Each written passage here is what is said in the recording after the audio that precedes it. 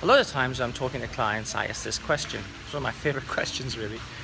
What is the only tree that's left standing on the beach after a tsunami has gone through? And the answer is, of course, a palm tree. Well, I find myself here in the tropics, and so I thought I would have a closer look at a palm tree and see why that might be. So here is a palm tree. So here we are, I have a palm tree. Fortunately, I happen to be in the tropics, so I don't have to show you a picture of it, and this is a palm tree right behind me. So look, the first thing is the base is actually really strong. The base of this palm tree is firmly rooted, it's really thick, and it's really strongly in the ground. The point is, though, that the rest of the palm tree is, as you can see, perfectly round all the way to the top. And there at the top we have the fronds and we have the various coconuts. I was just thinking as I was standing here, if one of those coconuts drops on your head, you definitely would know about it. Now, the palm tree is perfectly fitted to its environment, and that's what resilience has to be about. Resilience is about matching your response to what's happening. So, something's always going to happen in life. You're always going to have life experiences. Loved ones are going to die, jobs are going to get stressful, and money and resources are possibly going to be a bit tight. But you know, the fact that these things happen is not the point. And sometimes we get hooked up on the idea that because something's happened, it's difficult, we can't cope. No, difficult things will happen, but resilience is your ability to cope with it.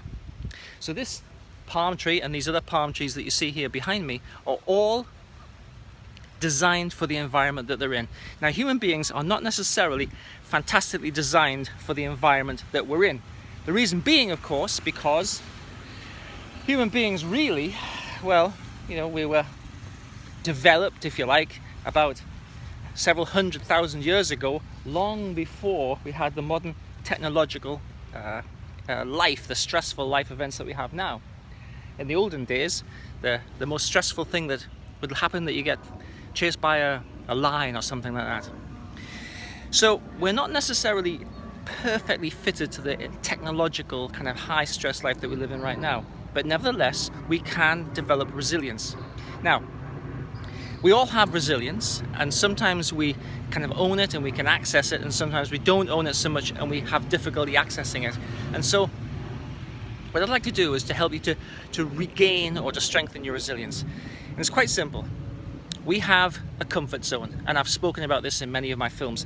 A comfort zone really is the things that you do repetitively, the things that you feel comfortable with, and the things that you always kind of go back to doing. So it might be having the same breakfast all the time. It might be having the same coffee. It might be going for a coffee break at the same time. It might be traveling to and from the places that you travel to and from at the same time, or using the same journey, doing, you know, everything the same. So a comfort zone, there's a point at which a comfort zone becomes a discomfort zone.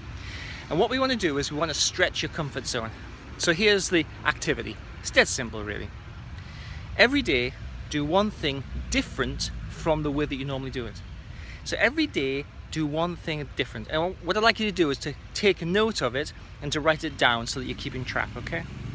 All you have to do to increase your resilience is to stretch your comfort zone a little bit further, and you do that by doing something different every day. Now, I know it doesn't seem much, but what we're talking about is mental flexibility. Mental flexibility is a really, really important resilience factor. And anybody who struggles with depression, stress, anxiety, they're always going to have a reduction in mental flexibility. And particularly some disorders like OCD, for instance, well, you know, mental flexibility is absolutely the opposite of OCD. Mental flexibility is something that needs to be developed when we have an OCD disorder. So what we're talking about is developing mental flexibility, and in so doing, increasing your sense of resilience. So do something different every day. Do one thing different every day. Make a note of it, keep track of it. Your need for external control will go down. Your sense of vulnerability will go down. Your sense of being in control will go up, and your sense of being able to cope will also go up, simply by doing one thing different every day.